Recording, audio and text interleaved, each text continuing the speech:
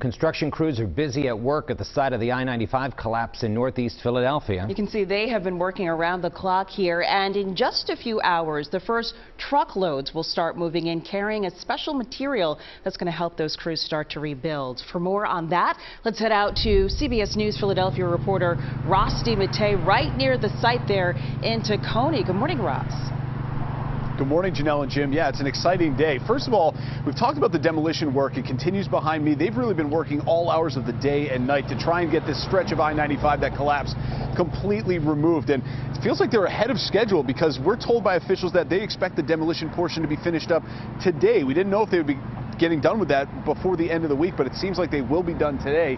We have multiple camera angles of that work that's happening right now, both from our camera on the ground and thanks to a new live stream that's been set up by the governor's office so that you at home can follow along with the progress every step of the way.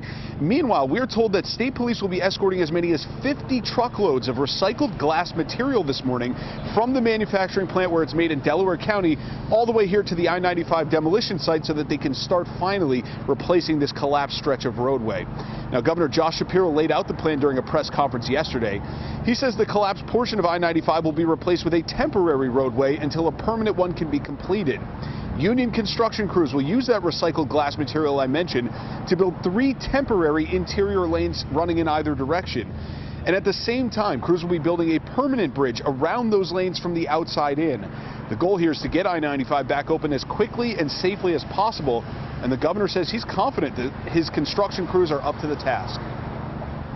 There is no team I'd rather be going to bat with than these guys behind me here.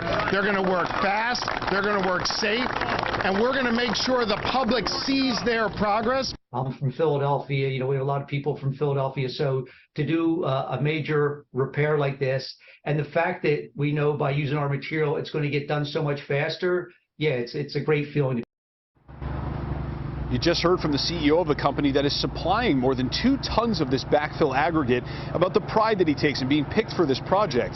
The rock replacement material is made from recycled bottles and jars that have been ground into a powder and then heated up into a solid.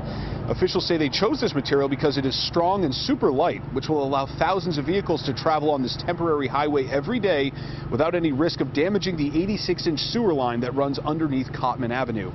Back out here live, we again have multiple views of the demolition work that continues this morning, both from our camera on the ground, plus we got this new live stream from the governor's office so that you can continue to follow the progress.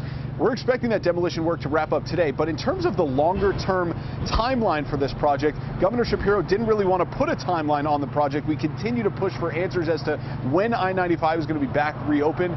We don't have answers to that yet, but we will be following along as that shipment of glass replacement material is delivered later on this morning. We're expecting it to arrive right around 7 or 7:30. Guys, back to you in the studio.